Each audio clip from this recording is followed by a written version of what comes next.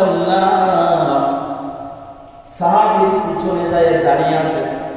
নবীজি পরীক্ষা করতে চাইছেন যে দেখে আমার সাহাবী চুপ করে বসে আছে নাকি কিছু তেলাওয়াত করে। নবীজি লক্ষ্য করলেন আমার সাহাবী নামাজের অপেক্ষমান, কোনো কিছু তেলাওয়াত করে না, পড়েও না, জবান বন্ধ হয়ে আছে।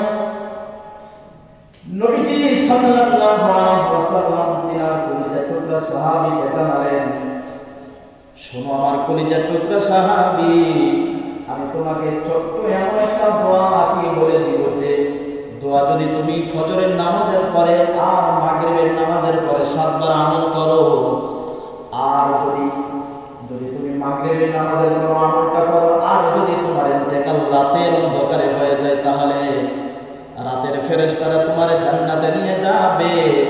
আর যদি তুমি ফজরের নামাজের পরে 3 অথবা 7 বার ওই আমলটা করতে পারো, যদি তোমার ইন্তেকাল দিনের আলোয় হয়ে যায়, তাহলে দিনের ফেরেশতারা তোমার জান্নাতে নিয়ে যাবে। সাহাবী বললেন, ইয়া রাসূলুল্লাহ, ইয়া হাবিবাল্লাহ, প্রত্যেকে তো চায় এমন ভাজা মাছ তো সবাই খাইতে চায়, ছোট্ট একটা আমল করার কারণে যদি জান্নাত আমার আবশ্যক হয়ে যায়, জাহান্নামের আগুন আমার উপরে হারাম হয়ে যায়, এটা তো অবশ্যই আমি কেন সবাই করতে চাইবে।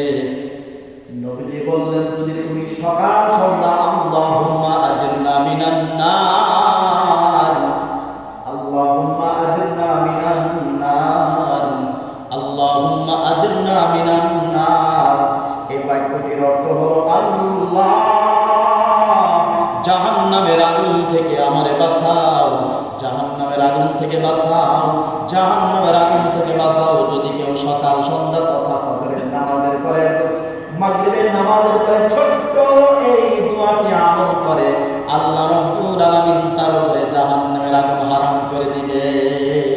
সুবহানাল্লাহ। আমরা কি পারবো এটা আমল করতে? মুখস্থ হয়েছে মুরব্বি? আল্লাহুম্মা আজরনা মিনান নার। পয়গম্বর সাল্লাল্লাহু আলাইহি ওয়াসাল্লাম বলেন, আরেকটা আমল আপনাদেরকে বলে দিই, যদি আমার উম্মত 5 ওয়াক্ত ফরজ নামাজের পরে আয়াতুল কুরসি তেলাওয়াত করে, পয়গম্বর বলেন তার মরতে দেরি, জান্নাতে যাইতে দেরি হবে না।